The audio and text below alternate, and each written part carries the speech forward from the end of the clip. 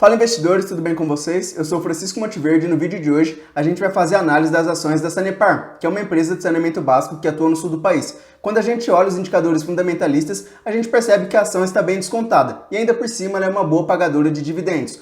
Mas antes da gente fazer essa análise, se inscreve no canal, deixa seu like, ativa também o sino das notificações, assim sempre que tiver um conteúdo sobre investimentos aqui no canal, você vai ser avisado. E me siga também lá no Instagram, @Crescendo Patrimônio, lá tem conteúdo diário de investimentos para vocês. Enquanto você se inscreve aí, eu vou rotar a vinheta, 5 segundinhos e bora pro vídeo.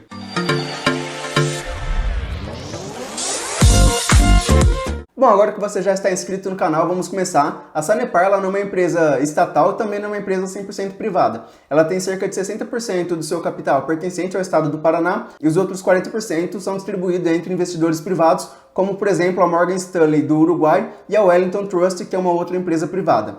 Eu vou deixar aqui um gráfico para vocês conferirem mais ou menos como é essa distribuição dentro do capital acionário da empresa.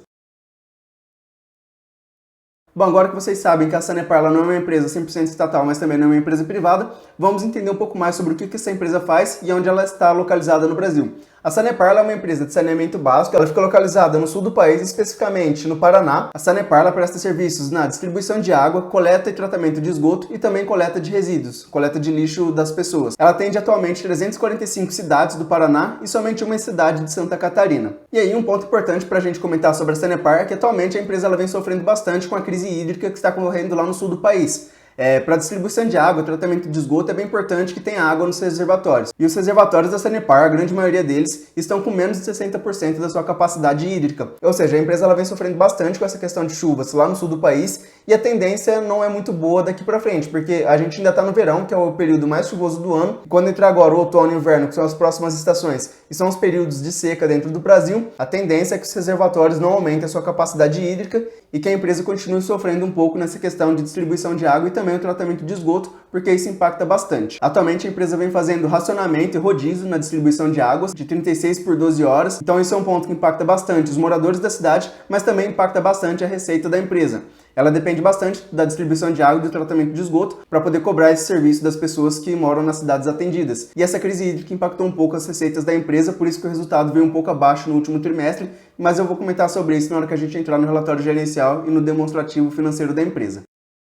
Mas antes de eu entrar no relatório gerencial da empresa e na análise dos resultados financeiros, eu preciso primeiro explicar uma coisa para vocês, é que a Sanepar ela tem 3 tipos de ações negociadas na B3, que são a SAPR3, que são as ações ordinárias, SAPR4, que são as ações preferenciais, e a SAPR11, que são ações units. E aí eu vou explicar um pouco de cada uma dessas 3 ações para vocês entenderem um pouco da diferença sobre elas. A SAPR3, que são as ações ordinárias, elas te permitem que você seja de fato sócio da empresa. Elas te dão o direito de voto e de presença nas assembleias da empresa, e aí você realmente começa a tomar decisões dentro da empresa. É claro que se você tiver 100, 500, 1000 ações da Sanepar, você não vai ser um acionista majoritário, e mesmo que suas ações sejam as ordinárias ou do final 3, você não vai ser levado nas assembleias e não vai ter direito a voto realmente na empresa. Mas se a sua expectativa é se tornar sócio, um dia se tornar um acionista majoritário, com cerca de 100 mil, 200 mil ações da empresa, as ações 3 são a escolha correta para você, independente se seja da Sanepar ou de qualquer outra empresa. Esses 3 tipos de tickers, 3, 4 e 11,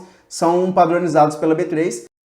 A outra opção é a SAPR4, que são as ações preferenciais, e como o próprio nome diz, as ações preferenciais elas te dão preferência no recebimento de dividendos. Segundo o Estatuto da Sanepar, quem compra as ações preferenciais recebe 10% a mais de dividendos. Então, para quem pensa em receber dividendos aí regularmente, ter uma carteira que te dê uma renda extra ao longo do ano, seja mensalmente ou trimestralmente, as ações preferenciais, e aí também novamente, não só da Sanepar, mas de outras empresas, são a melhor escolha, as ações preferenciais. Mas as ações preferenciais, elas não te dão direito a votos e nem presença nas assembleias, e aí independente se você é um acionista majoritário ou minoritário.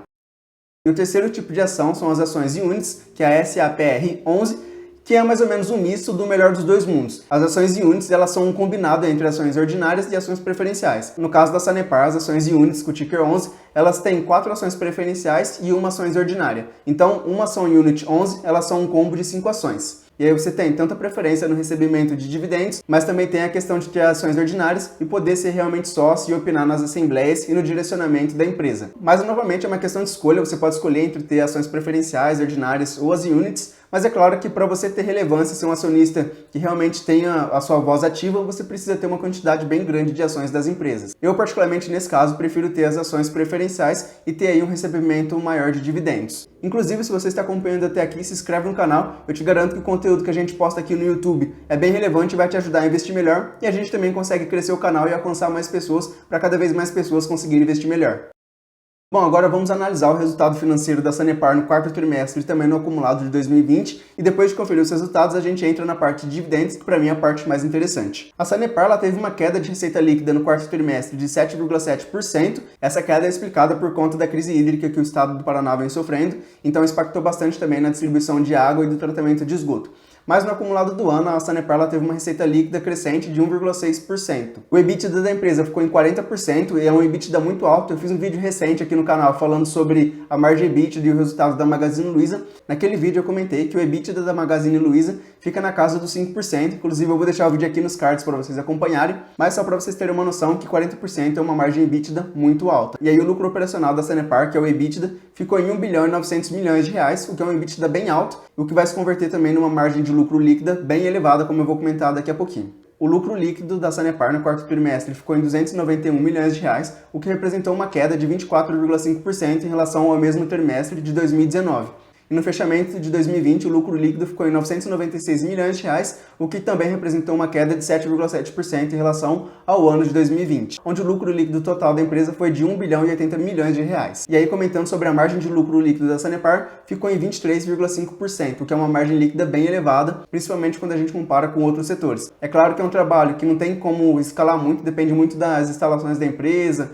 aumento da linha de esgoto e também da distribuição de água, mas ainda assim é uma margem bem elevada que a empresa tem.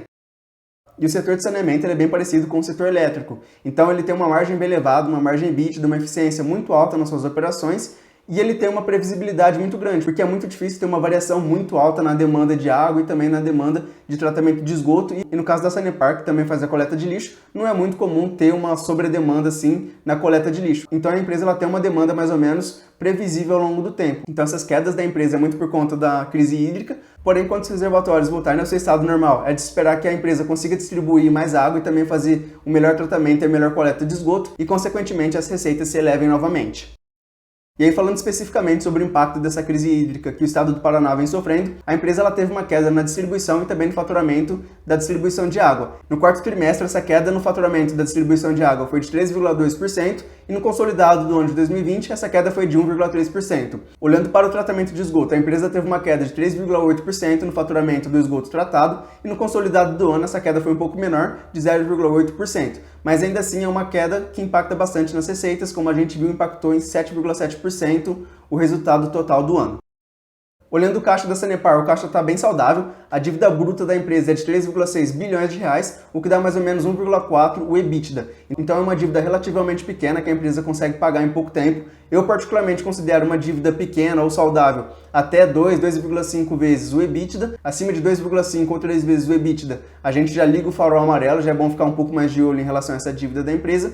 E acima de 5 vezes o EBITDA, eu já ligo o sinal vermelho porque eu já acho uma dívida bem elevada que a empresa pode ter alguns problemas ou levar um pouco mais de tempo para conseguir sanar essa dívida. Mas no caso da Sanepar, 1,4 EBITDA é uma dívida bem saudável. E em relação ao patrimônio líquido total da Sanepar, essa dívida representa 0,4, ou seja, 40% do patrimônio líquido, o que na minha visão também é uma dívida bem saudável. E antes da gente entrar na parte dos dividendos, eu vou passar mais alguns indicadores fundamentalistas aqui para a gente ver que a Sanepar está realmente descontada. Quando a gente olha alguns indicadores fundamentalistas da empresa de valuation, a gente vê que, por exemplo, o EV sobre EBITDA da empresa ele está em 4,72. Ou seja, se uma empresa privada fosse comprar a Sanepar hoje, ele pagaria somente o lucro dos próximos 5 anos, o que é um valor bem baixo, principalmente quando a gente compara com muitas outras empresas do mercado, que normalmente são negociadas a 10, 15 vezes o EV sobre EBITDA. Outro indicador, como eu acabei de comentar, é a dívida líquida sobre o patrimônio líquido, que está em 0,4, então, novamente, é uma dívida bem controlada. E o outro indicador é o preço sobre o valor patrimonial, que está em 0,91. Ou seja, a empresa no mercado ela está valendo menos do que se ela distribuísse todo o seu patrimônio líquido e todo o seu caixa pela quantidade de ações. Então ela está realmente descontada, ela está com cerca de 9% de desconto em relação ao seu valor mínimo justo que ela deveria valer. E o último indicador que a gente vai usar é o preço sobre o lucro, que está em 6,37, o que também é um preço sobre o lucro bem baixo. Esse PL de 6,37 ele mostra que o mercado está pagando 6 vezes pelo lucro da empresa, o que também não é muito elevado. O que mostra que a empresa está sendo negociada a um preço realmente abaixo do que ela poderia valer atualmente. E agora entrando na parte dos dividendos, que para mim é a melhor parte, o dividend yield da Sanepar atualmente está em 4,82, não é nenhum dividend yield muito elevado, principalmente quando a gente compara com a Selic, que agora foi para 2,75, e a previsão daqui a 2 meses é que essa Selic também aumente para 3,75, mas ainda assim é um dividend yield bem interessante e acima da Selic.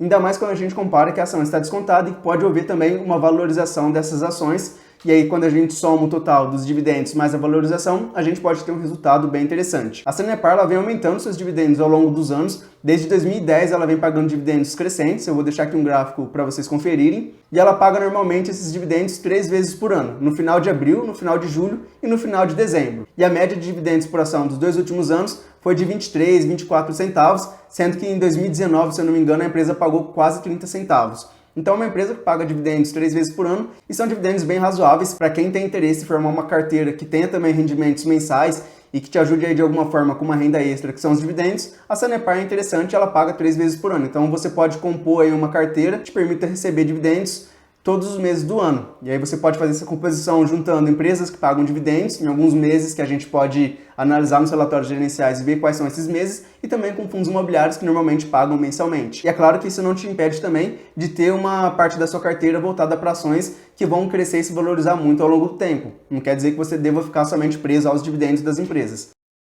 Mas, na minha opinião, a Sanepar é uma empresa que é bem interessante, eu gosto bastante desse tipo de negócio, que é um negócio bem perene, que tem uma previsibilidade bem grande. O único problema para a gente ficar um pouco mais alerta durante esse ano é a questão da crise hídrica que o estado do Paraná vem sofrendo, e esse é um problema que eu não tenho tanta esperança que ele se resolva durante esse ano. Como eu comentei no começo do vídeo, a gente vai entrar no outono e depois no inverno, que são os períodos que menos chovem dentro do Brasil.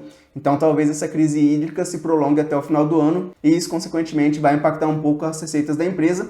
Mas, na minha visão, que pense em montar uma carteira que me gere uma receita mensalmente e que também tenha empresas de crescimento, a Sanepar é uma das empresas que eu penso em colocar na minha carteira nessa parte de dividendos. Mas eu gostaria de saber de vocês o que vocês acham da Sanepar, se vocês têm ela em carteira, deixa aqui nos comentários pra mim. E é isso, pessoal, se você gostou, se inscreve no canal, deixa seu like, ativa também o sino das notificações e me segue lá no Instagram, @crescentopatrimônio. Lá tem conteúdo diário sobre investimentos para vocês. É isso aí, muito obrigado e até o próximo vídeo.